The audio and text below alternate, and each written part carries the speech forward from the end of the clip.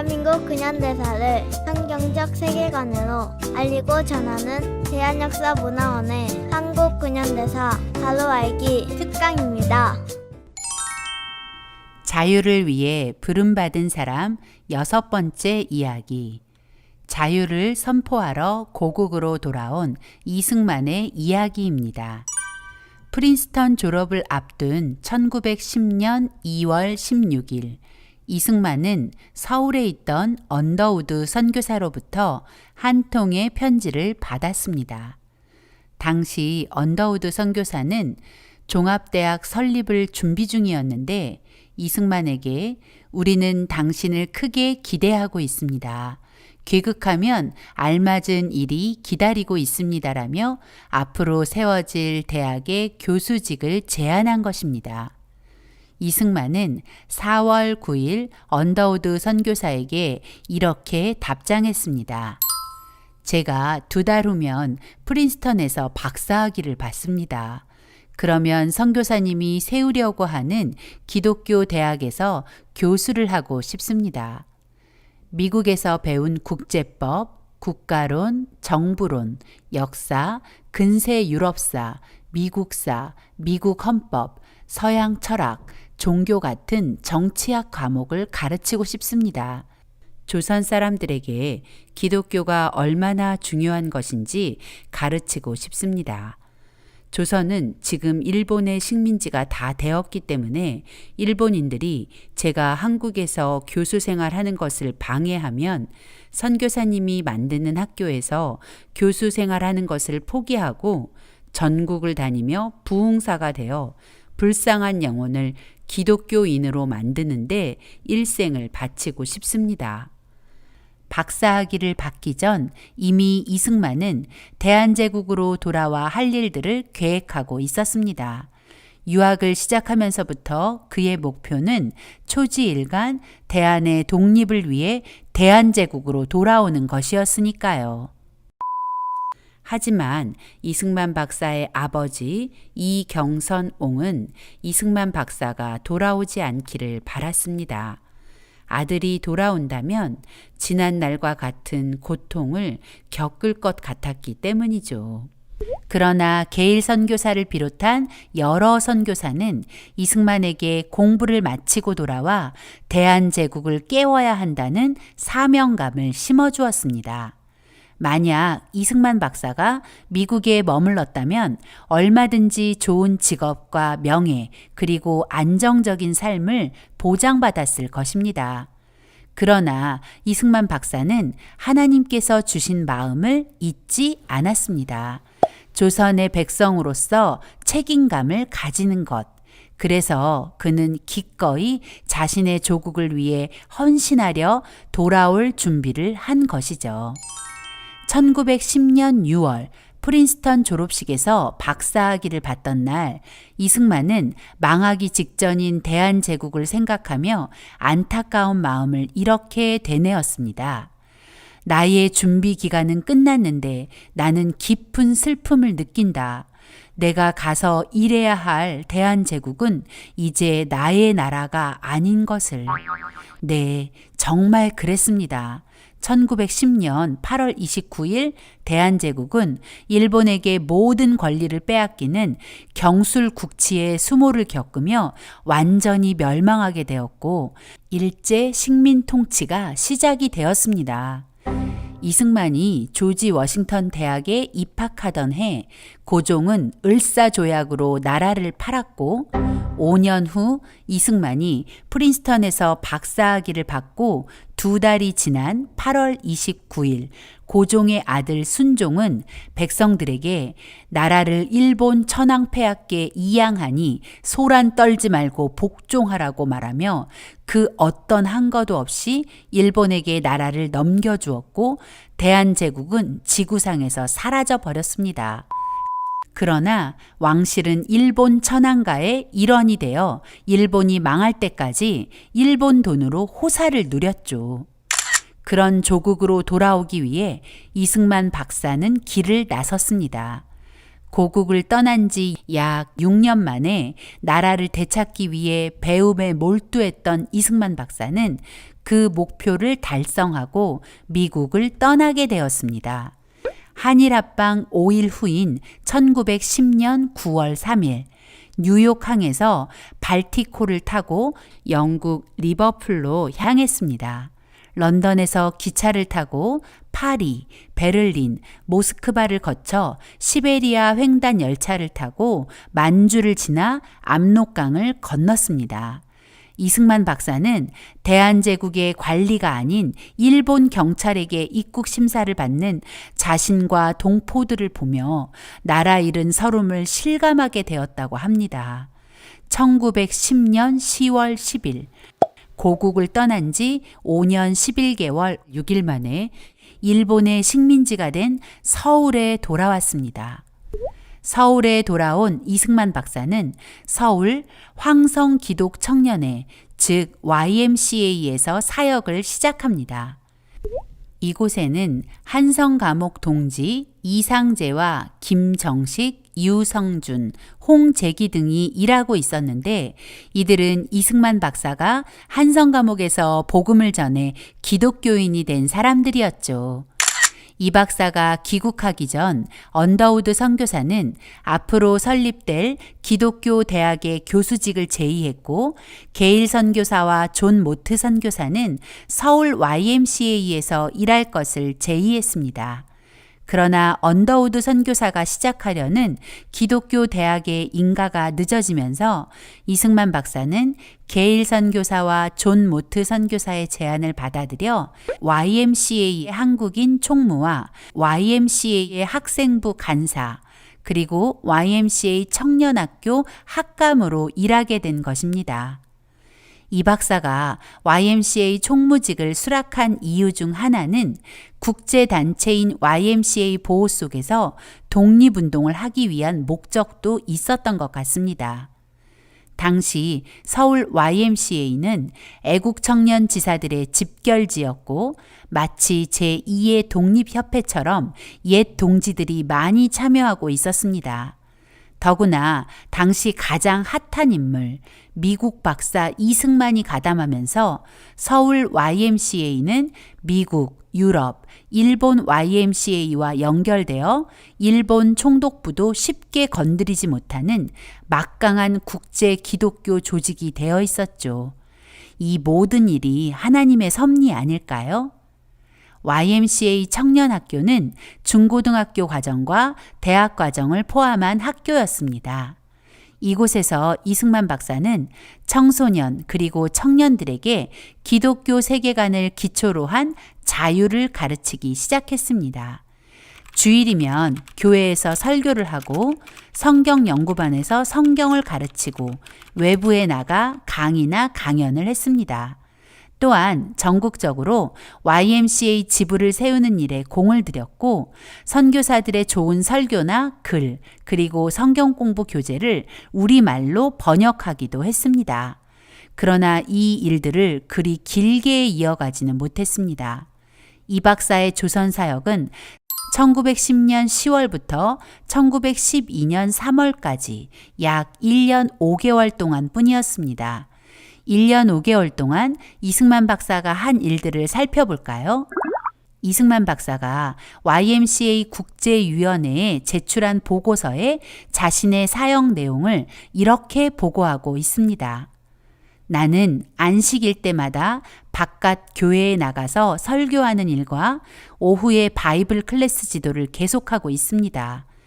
그 한편으로 나는 청년의 학교에서 주 9시간에서 12시간의 강의를 합니다. 다른 학교에 나가서 수시로 하는 짧은 강의 외에도 청년의 학교 생도들만을 위한 주 3회의 특강을 해야 합니다. 이승만 박사는 우선 바이블 클래스를 조직하여 성경 강의에 집중했습니다. 이 박사가 언더우드 선교사에게 보낸 편지에서 말했듯 조선 사람들에게 기독교가 너무나 중요했기 때문이죠. 지금 보는 사진이 바로 바이블 클래스에 모여든 학생들입니다. 또한 청년학교 대학부에서 성경과 국제법을 가르쳤는데 이 박사에게 가르침을 받기 위해서 많은 학생들이 몰려들었다고 합니다.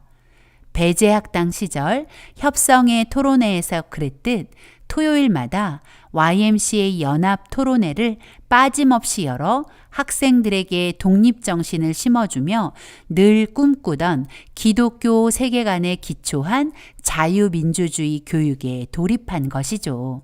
모임마다 몰려온 수백 명의 학생들에게 이승만 박사의 행동 하나하나가 화제가 되었습니다. 이 박사는 모든 공부를 기도로 시작하고 기도로 끝냈으며 계단을 오르내리면서도 영어로 혼자 기도했다고 합니다. 그리고 재미있는 이 박사의 유머에 매 강의마다 웃음이 끊이지 않았다고 합니다. 학생들이 조금만 잘해도 원더풀, 중요한 대목마다 굉장해, 정말 굉장해 라고 추임새를 넣어서 이 굉장이란 별명까지 얻었다고 하네요. 이 박사의 강연과 강의는 청중을 압도하는 설득력이 있어서 마치 교회의 부흥회처럼 그 열기가 대단했다고 합니다. 이승만 박사는 1911년 봄 기차로 2300km, 배로 880km, 말과 나귀를 타고 424km, 우마차로 80km, 인력거나 가마를 타고 3.6km, 그리고 기차나 배, 말과 나귀, 우마차나 인력거 등으로 갈 수 없는 길을 11km를 걸으며 전남에서 평안도까지 33회의 집회를 열어 7,535명의 학생과 청중에게 부흥회를 겸한 강연을 이어갔습니다. 그 결과 전국적으로 33개의 YMCA 지부가 탄생하게 되었고 그 33개 지부를 통해 기독교 세계관으로 무장한 조선 독립을 위한 청년 조직망이 전국적으로 구축되었죠. 이승만 박사가 1년 5개월 동안 조선에 외친 메시지는 기독교 세계관을 기초로 한 자유와 자유민주주의 그리고 독립정신이었습니다. 전국적인 집회를 마치고 평양서 서울로 돌아오는 길 1911년 6월 윤치호 선생이 운영했던 개성의 한영서원에서 제2회 기독학생 하령회를 개최하게 되었습니다. 하령회란 여름에 개최하는 수련회 또는 부흥회를 말합니다. 이 하령회에는 전국 각지 서울, 광주, 전주, 군산, 개성, 선천 등의 21개 기독교 학교에서 모인 93명의 학생 대표와 여러 선교사와 목회자가 참석했습니다. 미국인 목사들의 설교로 부흥회가 진행되었고 이승만 박사 역시 주 강사 중 하나였습니다. 이 하령회에서 놀라운 일이 일어났습니다. 성경 말씀을 들은 사람들의 마음에 성령의 불이 임하면서 내가 조선의 독립을 위해 헌신해야 한다는 독립정신이 일어난 것이죠. 이승만 박사가 한성 감옥에서 외치던 거룩한 성도가 거룩한 백성이 된다는 그 외침 그대로였습니다. 이 하령회를 보고 충격을 받은 일본 총독부는 본격적으로 기독교를 탄압할 계획을 세우게 됩니다. 한영서원 하령회 이후 일본은 이승만 박사를 더 철저히 감시하기 시작했고 이 박사의 외부 활동은 더 이상 불가능하게 되었습니다. 일본은 조선 통치를 시작하면서 조선 총독부를 설치하고 초대 총독으로 데라우치 마사다케를 임명했습니다. 데라우치는 교회야말로 조선에서 가장 강력한 항일 집단이며 이 집단을 와해시키지 아니하고는 효율적인 조선 통치가 난관에 부딪히게 될 것이다라고 단언했습니다. 왜 교회가 조선 통치에 방해가 될까요? 그 이유를 이승만 박사는 한국교회 핍박에 이렇게 적었습니다. 일본 생각에는 한국교회는 독립사상을 배양하는 곳이요. 한국 교인들은 장래의 혁명을 주창할 자들일 것이다. 그러므로 일본이 한국 교회를 통제하고 한국 교인들을 다스리기 전에는 장래의 화근을 막을 수 없다고 여겼다. 네, 맞습니다. 기독교의 가르침은 조선을 바꾸고 있었습니다. 그리고 일본은 조선이 기독교의 가르침대로 변화된 후에는 조선 통치가 불가능하다는 것을 알아차린 것이죠. 그래서 조선을 자신들의 뜻대로 움직이기 위해서는 기독교를 제거해야만 했던 것입니다. 일본은 살아있는 천황을 신으로 섬기는 우상숭배 국가입니다. 그러므로 천황이 온 세계로부터 존경과 숭배를 받아야 한다고 생각했습니다. 더 나아가 천황이 지배하는 세상을 만들고자 했습니다. 그러나 일본의 천황 숭배는 오직 한 분이신 하나님을 믿는 기독교인들에게는 절대 용납될 수 없는 것이었죠. 또 자유민주주의 역시 기독교의 아름다운 산물인지라 천황 숭배를 주장하는 일본과 사사건건 부딪히게 되어 있죠. 더구나 기독교인이 된 조선 사람은 교회를 통해 하나로 연합하고 그 연합한 무리가 용기를 내서 독립을 찾으려 하니 일본 입장에서는 조선의 기독교와 기독교의 산물인 자유민주주의는 박멸의 대상일 수밖에요. 그래서 일본은 조선에서 기독교를 제거할 계획을 세우게 된 것입니다. 그것이 바로 백오인 사건입니다. 이 사건을 시작으로 일제는 본격적으로 조선 기독교 탄압에 돌입합니다.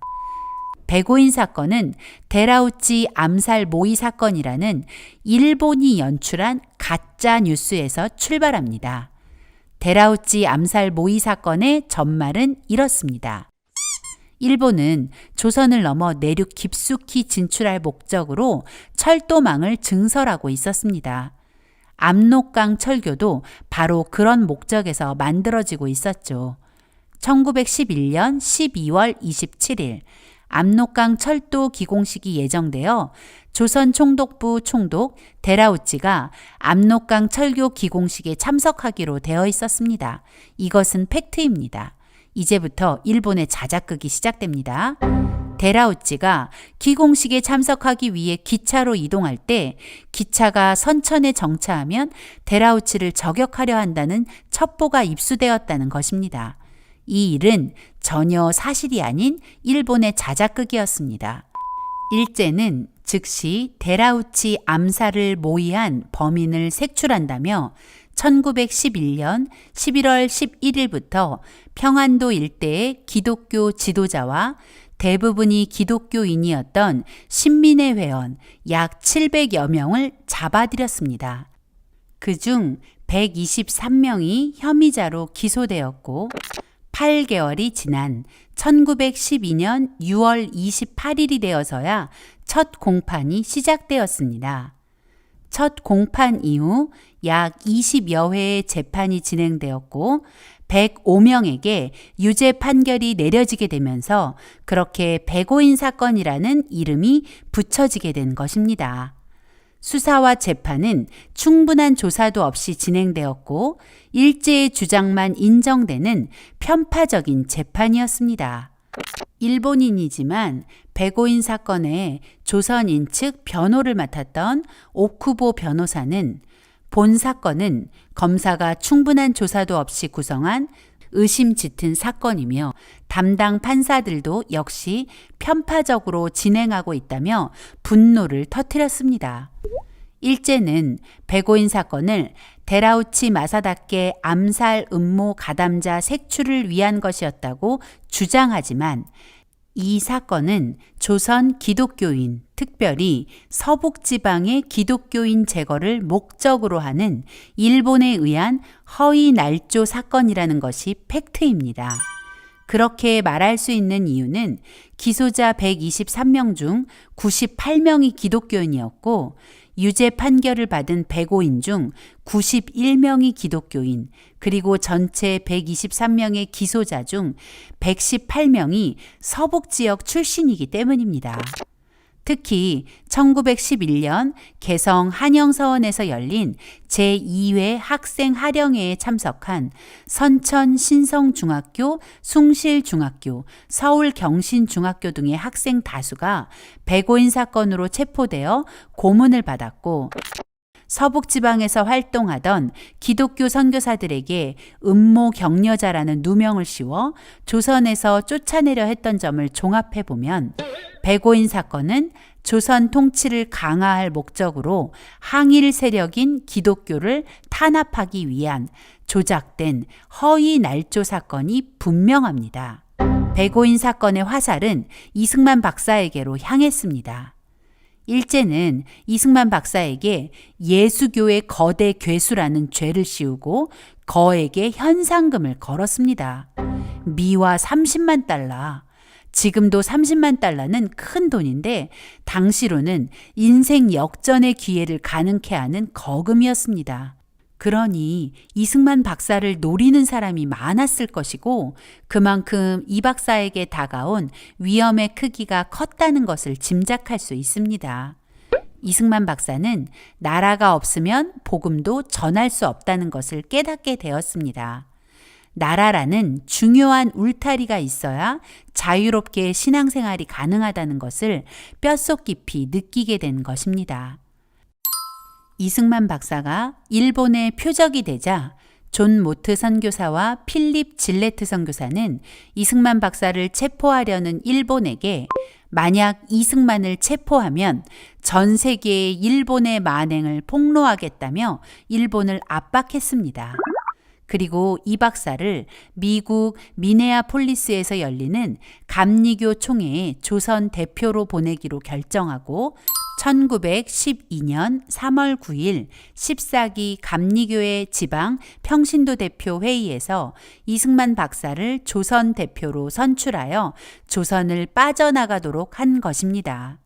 이때부터 이승만 박사의 33년의 미국 망명 생활이 시작됨과 동시에 대한의 독립을 위해 고독한 싸움을 싸우는 독립운동가의 삶이 시작된 것입니다. 망명이란 주로 정치적인 이유로 자국에서 위협을 받는 사람이 외국으로 피신하는 것을 말합니다. 이승만 박사의 망명은 자신의 목숨을 부지하기 위한 것이 아니었습니다. 조선의 독립을 위한 새로운 길로 들어선 것이었습니다. 이승만 박사는 1912년 3월 26일 그의 나이 37세가 되는 생일 아침 남대문역에서 부산행 9시 35분 기차에 올라 서울을 떠났습니다. 부산에서 배를 타고 일본을 거쳐서 미국으로 가는 여정이 그렇게 시작되었습니다. 1912년 3월 27일자 매일신보는 이승만 박사가 미국으로 떠난 그날을 이렇게 보도했습니다. 종로 기독 청년의 소속 학교 학감 이승만 씨가 미국에 건너가기 위하여 모처에 청원하고 여행권을 청구하였다는 말은 이미 기재하였거니와 그 여행권의 하부를 승인하였으므로 어제 오전 9시 30분에 남대문발 경부선 열차로 출발하여 미국으로 향하여 갔는데 그 돌아올 기한은 6개월로 예정하였다. 그 누가 알았을까요? 이 6개월의 예정의 미국행이 33년이나 걸리게 될 것을. 이승만 박사는 나라를 살리기 위해 조선에 돌아와 꿈에 그리던 기독교 세계관에 기초한 자유민주주의 교육에 돌입했습니다. 그러나 이승만 박사에게 허락된 시간은 고작 17개월 뿐이었습니다. 하지만 이 박사는 이 짧은 시간에 엄청난 족적을 남겼습니다. 무엇보다 전국에 YMCA 조직망을 만들었고 이 조직을 통해서 배출했던 사람들이 후일 3.1 운동과 독립운동의 주역들이 된 것이죠.